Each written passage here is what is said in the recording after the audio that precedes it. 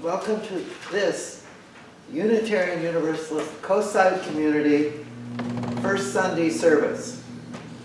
My name is Bill Hevlin, and along with David Rudiger and Noreen Cooper Hevlin, we are your caring, resisting, level-headed worship associates today. And we warmly welcome all of you. And if any of you feel the impulse to introduce yourself, we invite you to do so at this time.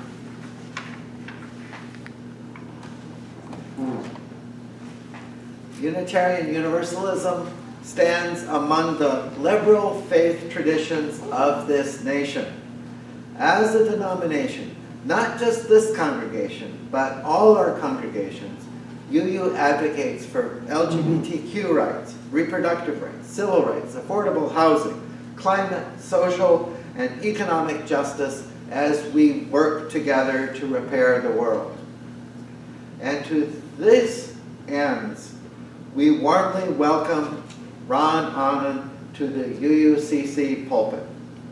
The theme for April is Right Action, and Ron's sermon is entitled Care and Resistance. He'll reflect on ways we can manifest right action as we are called to care for ourselves and others, and also to engage to defend and live through our UU values. Our opening hymn is number 170 in your black hymnals, but I don't think you'll need to read it because once you hear the tune, I think it'll be very easy. We've sung it before. And it's called We Are a Gentle, Angry People. It was written by Holly Near in the wake of the assassination of Harvey Milk.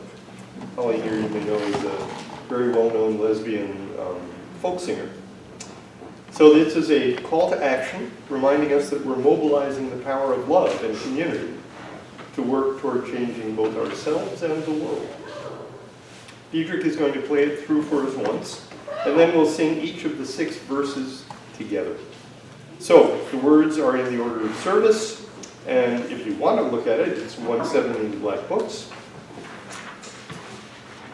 So, rise as you are able, or don't, and let's sing, We Are a Gentle, Angry People.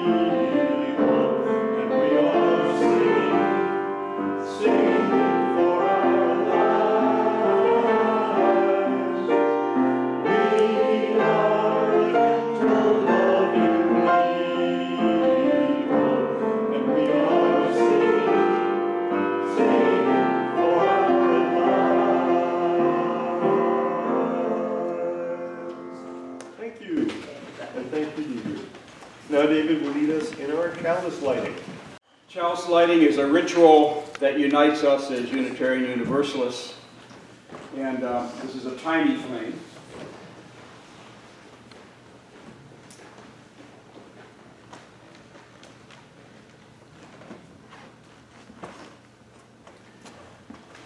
These particular chalice lighting words are by Deborah Falk. The title is "A Chalice is a Symbol." Please join me in reading aloud these words, which are printed in your order of service.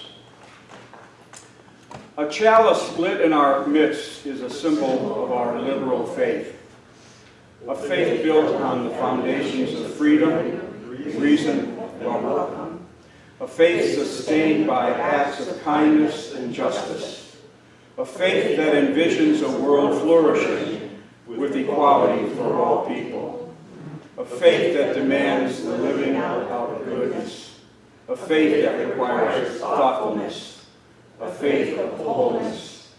This tiny flame is a symbol of the spark of all this within each of us. Today's reading is from Rebecca Ann Parker. She's an ordained Methodist minister in fellowship with the Unitarian Universalist Association. This reading is taken from a larger work called Blessing the World, What Can Save Us Now?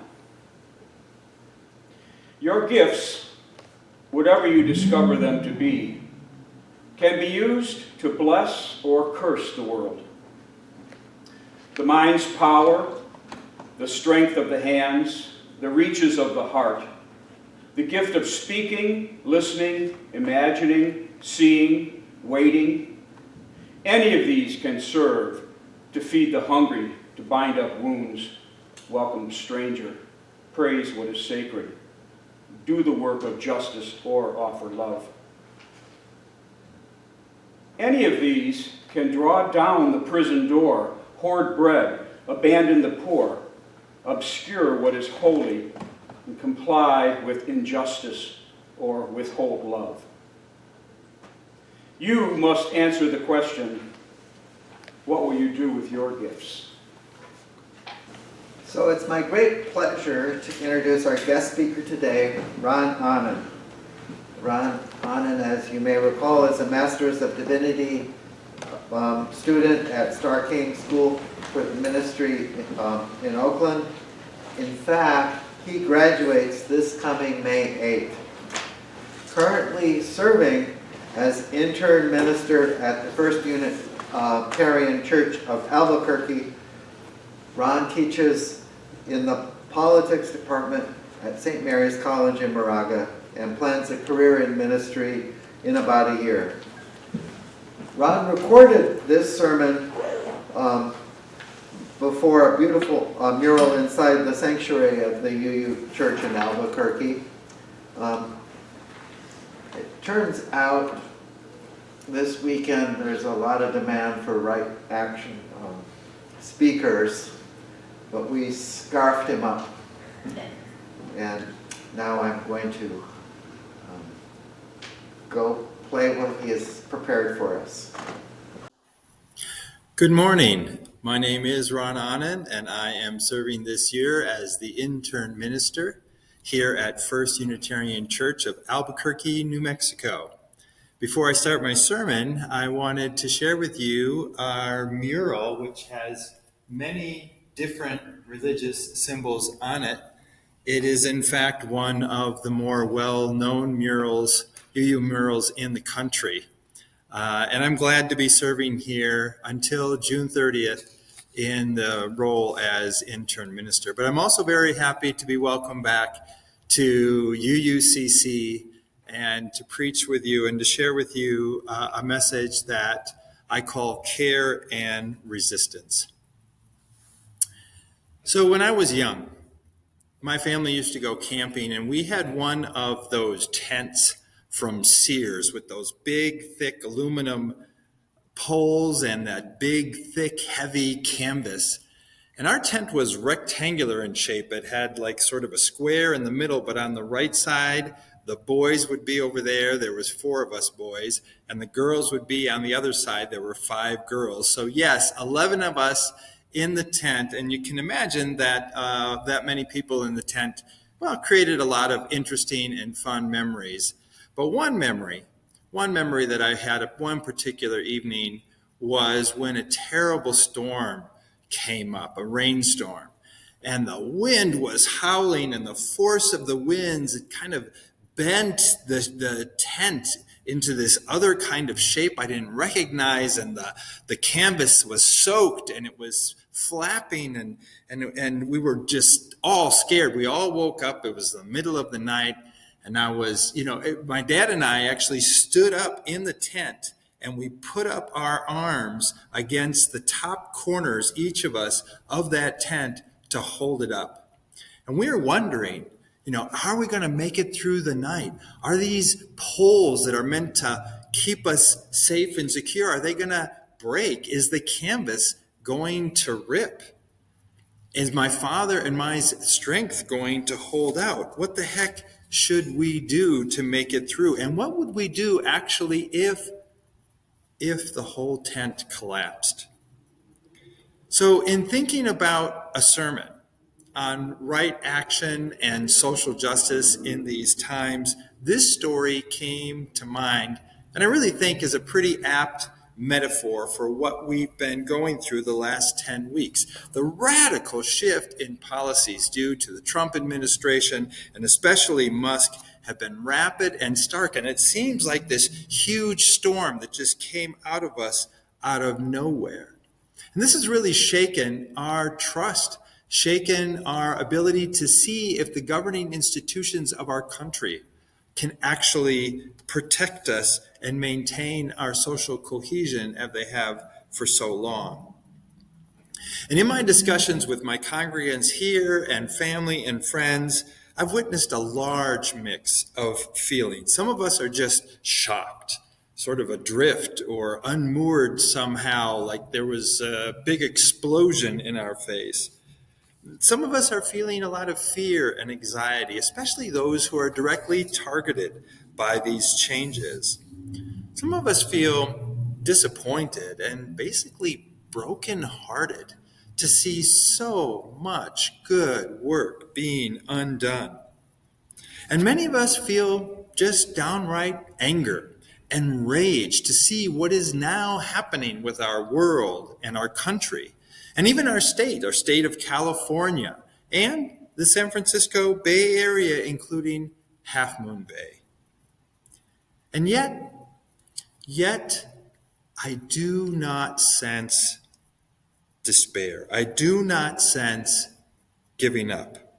What I see is that even though we're kind of tempted sometimes to just want to stay in bed another half hour or maybe linger over another cup of tea, what I feel is that people are ready and people want to move and people want to do something in these challenging times. So on this Sunday morning, as believers in radical love, and amidst all of our mixed feelings, we have to really ask ourselves two questions. First of all, what is the right action that is required of us to achieve social justice? And second of all, how can we best prepare ourselves to carry out that right action? Well, those are two big questions, and I've only got 15 more minutes to this video. So, of course, my words are only going to be preliminary.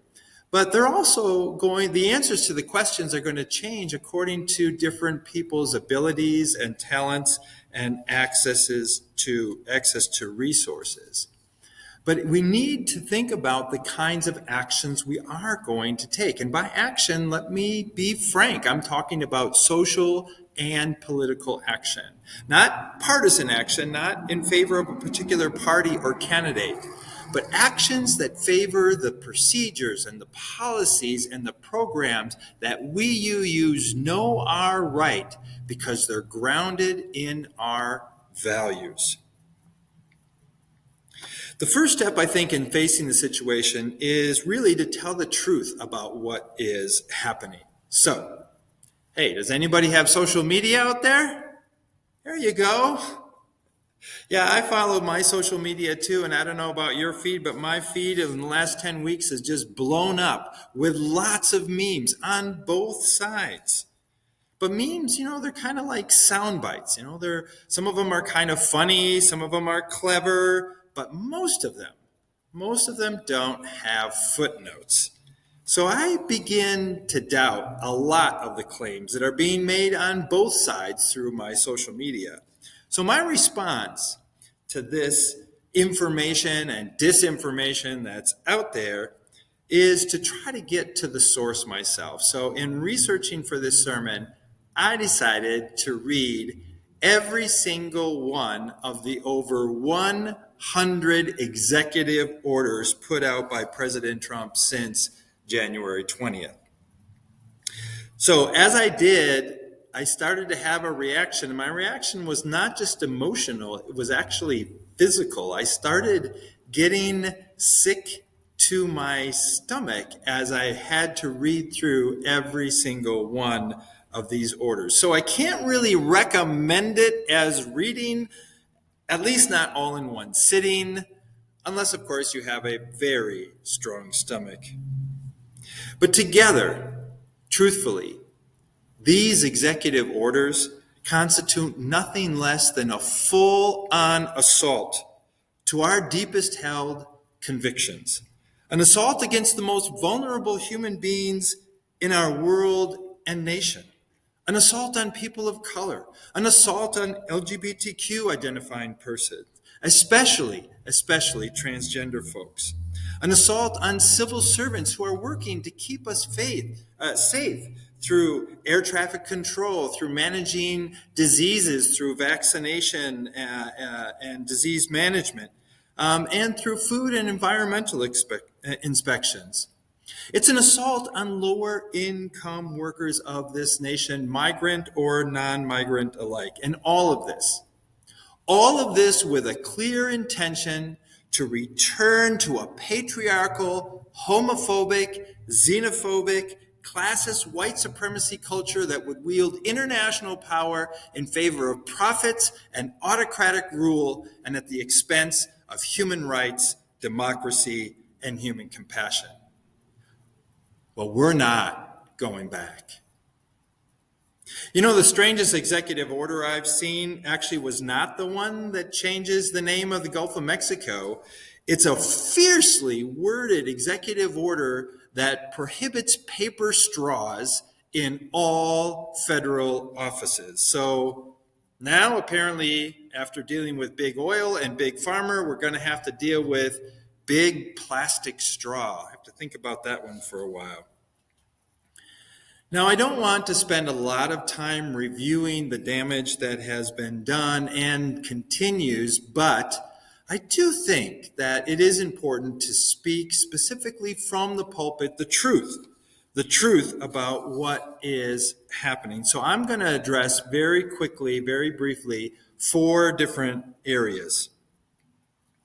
First, the moral and legal right of individuals to seek asylum in this country, especially fearing persecution in their homeland, has been fierce. Immigrants can no longer claim asylum at the border, and over 500 citizens have already been deported from 12 different countries to 2 different bridge countries. Those are Panama and Costa Rica. And 40% of those who were deported to Panama expressed fear about having to be arriving to their country of origin and fearing for their lives. Some of these countries include China and Afghanistan and Iran. Second, the assault on individuals to both express their gender and to act accordingly has been vicious.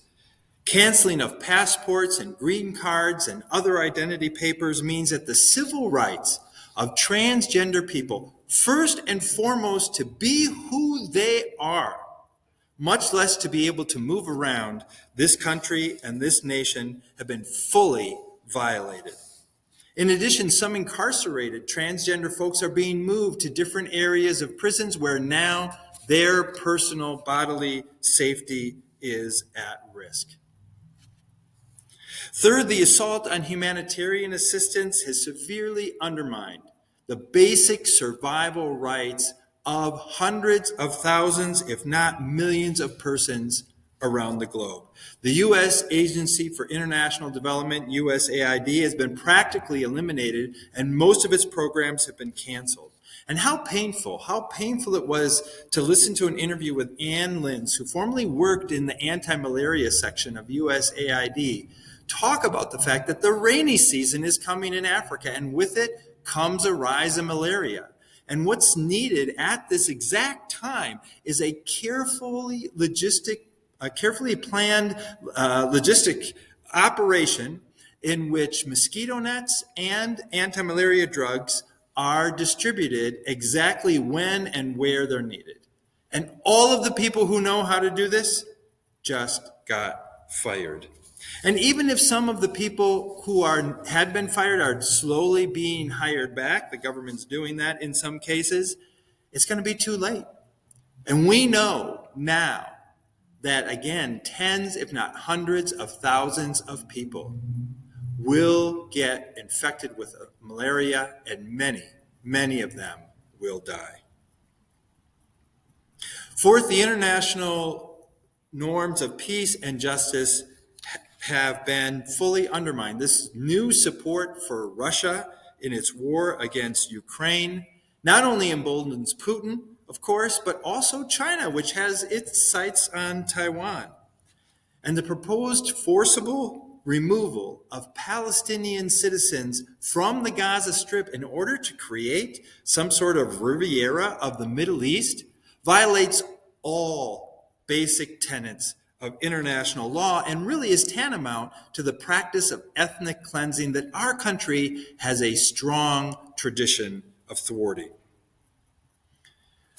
Okay, let's just stop for a minute and take a breath as we continue on. Okay, now, perhaps you've heard the claim that all this is being done just to target waste, fraud, and abuse. And isn't that a good thing? Well, the fact is that, in fact, what's really being done is simply cutting. There's no analysis about which programs might be fraudulent, which programs might be being abused, and there's no alternative fraud-free or more efficient programs are being put into place. Thousands of government workers are simply being let go and fired, supposedly for poor performance, even though some of them have never had a performance review, or some of them have a long history of good reviews, but they're in a new position and therefore are considered probationary, and therefore it's easy to fire them. So the upshot is that the hundreds of thousands of people are suffering because a few people of this country's billionaire class is trying to push through its own interests. And that, my friends, and I don't use this word lightly, that, my friends, is evil. So in the end, what can we do? Well, just like long ago in that tent so many years ago when I was holding that up with my dad, we have to trust in each other. We have to trust in our principles and our values. We have to trust in our long UU history of resistance in favor of social justice.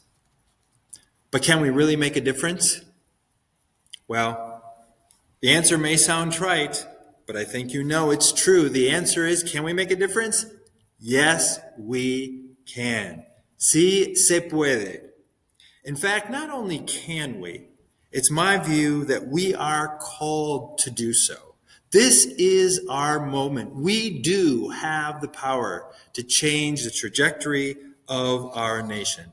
The executive director of Unitarian Universalists for Social Justice, Pablo de Jesus, says that the underlying message that he wants to put forth as he goes around the country and talks about social justice to UUs is that we have power in our collective action.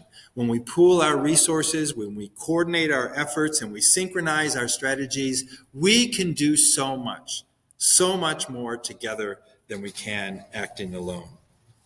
And one of the ways that we can strengthen our collective action is by sharing with each other what our commitments are in the face of this storm. Now, our commitments are going to be, of course, to acts of resistance, to be sure, but I also think that we need to start with caring for ourselves and caring for others, what I call spirit care. And we're less able to participate in acts of resistance if we don't care about ourselves first, if we're not strong enough in heart, mind, and body. So my plan for the rest of this sermon is an exercise in which we're going to share with each other our commitments in these two areas: spirit care, caring for ourselves and others, and resistance. So each of you should have received 2 Post-its with your order of service, or when you came in today, 1 green and 1 purple. For this activity, everybody does need 2 Post-its, so if you don't have those 2, pause the video, make sure everybody gets that and has something to write with. Okay, we're going to start with our commitments to spirit care, how we care for ourselves and for each other, especially in navigating these difficult times. We're going to use the green Post-it for that. So pull out the green Post-it. And what I'm going to do is I'm going to give you some possibilities. You may already have started some of your own commitments of how you're going to be facing this situation, which is fine, but I wanted to include a list of possibilities in case you're not really sure, or you wanted some other ideas of how you can commit to self-care. Now, when you write these down, I'm going to ask you to just write short words or short phrases instead of sentences or essays. And of course, we're doing this on a Post-it, which we're going to post on the wall. So make sure you keep all your words just on one side of the Post-it. The other thing is, don't put your name on these. It's just enough to know that this is coming from our community together. So no names. Okay, so commitments to spirit care. Well, the way we care for ourselves is, first and foremost, I think we have to take care of our body. So the first thing that you can do is make sure you get enough rest. Make sure you get enough exercise. Maybe commit yourself to going for a walk or a hike. Maybe you could start a new exercise routine, or make your favorite food and share it with others. Maybe make sure you drink enough tea and water. Make sure you're keeping yourself hydrated. Now, on emotionally and a social level, we take care of ourselves and each other by reaching out to one another. Maybe talk to friends about what's going on, or maybe a neighbor, or maybe somebody you haven't spoken with in a while. You could also just write or journal about what you're feeling. Some people are doing that on a daily basis, either at the beginning or the end of the day. Maybe we can find new ways to meet new people, say here in town or outside. And then another way to do this is to intentionally include fun in your life. Play a game or organize a games night at your house and invite people over to play. And then finally, on a spiritual level, you can care for your spirit through perhaps meditation on your own, maybe reading a book or reflecting on a book on spirituality. You might want to start a new spiritual practice, make a commitment to start something new, or even to seek out pastoral care if you really feel that that's where you're at. So of all these different ways of caring for ourselves, physically, emotionally, socially, spiritually, write down a few words or phrases.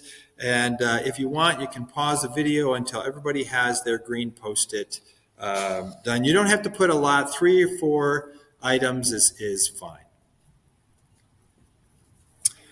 Okay. So secondly, on the purple Post-it, and I choose purple because for me, purple is the color of both hope and power. We want to share some of our commitments to resistance. Now, again, some of you have already started with some actions of resistance, so you can put those down. But I also did a little research and looked at different sources about different actions that we might be able to do. So let's now move into that. I'm going to say the first form of resistance that you can take, especially if you are a person who is targeted by the administration, is just continued existence. Just being who you are, I think, is a form of resistance. Of course, communicating with our government representatives is something that we can certainly do. By email, I've used an app called ResistBot. And then by phone, I used a program called 5Calls, the number 5calls.org. In both of these, what ResistBot does is, in both of them, you can put in your address. And then with ResistBot, it will automatically send an email to your representatives. And they also give you ideas about what to send emails about what's going on. And then 5Calls is kind of the same thing. You put in your address and you get the phone numbers of your representatives. And I used these just recently, was able to send off a bunch of emails and was able to send off or to make some phone calls to my Congress folks and senators. And it's a great way to keep in touch with them. Of course, you could also participate in a protest, perhaps locally, look in to see what some of those are, or travel up to Sacramento when there's a bigger one, a state one going on. You can educate yourself by signing up for new sources of information, like a Substack from people you trust. I like Robert Reich, for example, and Heather Cox Richardson and Rebecca Solnit, but maybe you have your own. You could also partake in the economic boycotts that are going on. We had one last February 28th, and the next one is going to be in a few weeks, April 18th. That is Good Friday. And so you can just refuse to buy anything from morning until night the entire day. Also, you might want to think about adding or changing your social media. I, for example, opened an account on Blue Sky, which is an alternative to Twitter, or I guess X. And already my home congregation of Mount Diablo and Walnut Creek has almost 100 followers, and my current congregation here, First Unitarian of Albuquerque, has over 500 followers. So you could do that. Of course, maybe sometimes resisting and limiting your social media might also be a way to resist. You can sign up for notifications from the Unitarian Universalist for Social Justice website. They have 5 different areas, and if you want one of those areas, then you can start receiving information from them. So lots of ways to stay informed is really good. You could donate to nonprofits that are working in the area of social justice. And of course, you can volunteer. Perhaps you can volunteer locally, maybe through some programs known by UUCC or elsewhere. So many different ways that we can resist. Again, you might have some of your own different ways. Go ahead and jot down those words or phrases on your purple Post-it. And again, if you need to pause the video here for a minute or two, you can do that. Okay. So the objective of this exercise is so that we're all going to be able to see the many different forms of caring for ourselves and resisting in the face of this storm. Now, Bill's going to be able to indicate to you where we're going to be posting those, and the idea is to keep those up, to keep those displayed for a few weeks. Hopefully that will give us a little bit of inspiration for us to be able to work together. Now I'm going to end by noting that it was the Unitarian minister Theodore Parker, who was an 18th century Unitarian minister, who was the first to say that the moral arc of the universe is long, but bends towards justice. And I think that that's true, but with two caveats. First, it doesn't bend in a straight line. Moral development, a lot of times, is going to have fits and starts. It's going to have steps forward and steps back. And sometimes those steps back might be pretty big, and they might be for a long time. But that doesn't mean that we can't use the events today to challenge and to move forward again. And the other caveat is that moral arc, if it's bending toward justice, does not bend on its own. It takes us. It takes our action. No cavalry is coming. No one's coming in to save us. We must act on our own. We truly are at a critical juncture, I would say, in our country's history. Make no mistake about it. Firing these inspectors general and replacing them with people who are personally loyal to one person only has moved us from liberal democracy to what political scientists call soft authoritarianism. But still, democracy is not totally dead, and we can act now to save it. So may we place our civic trust in one another. May we encourage daily acts of caring for one another and to resist in any way and always any actions that dehumanize any member of the human family. May we pursue social justice with all of our mind and our hearts and our strength. And if we do that, I am confident that love and social justice will flourish in our communities, in our nation, and in our world. May it be so.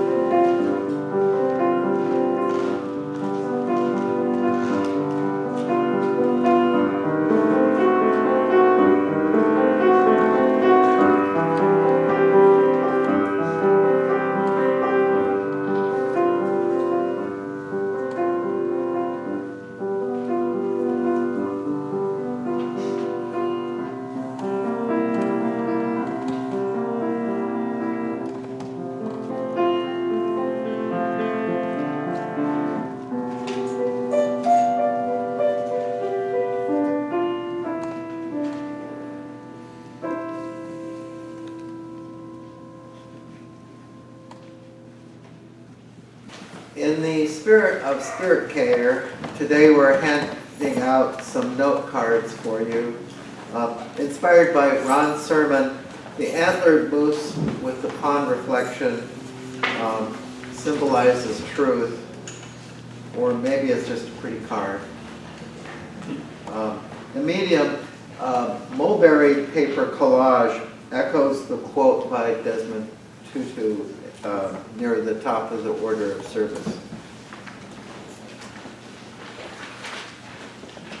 A few weeks ago, at an event sponsored by Coastside Hope, an immigration attorney spoke of the importance of joy.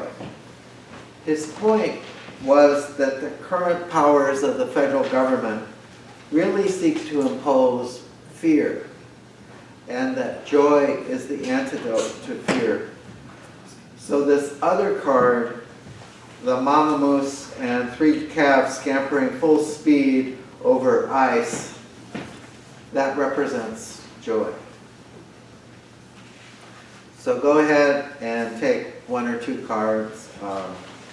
There's 20 odd of each. Maybe while thinking of whom you'll share it with. Truth and joy. And maybe if you come back to UUCC often enough, you'll get the full collection. Kind of like a Cracker Jack subscription program.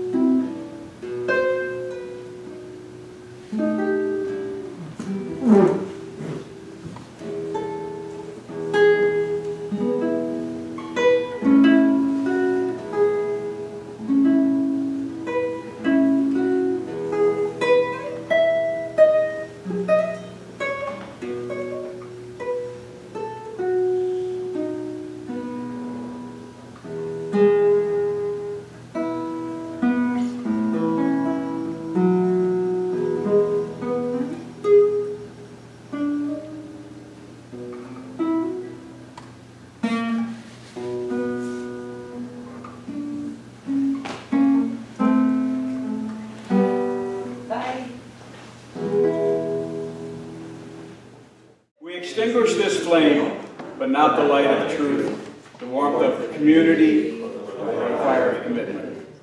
These we carry in our hearts until we are together again. So our closing hymn is number 131 from the Silver Hymnal, Love Will Guide Us. We've sung this a few times before. It's a call to change the world through love, which is at the center of the revised UU values. Diedrich's going to play it through once, and then we'll sing it together. So please rise as you are able, and join me in singing hymn 131, Love Will Guide Us. The words are in your order of service.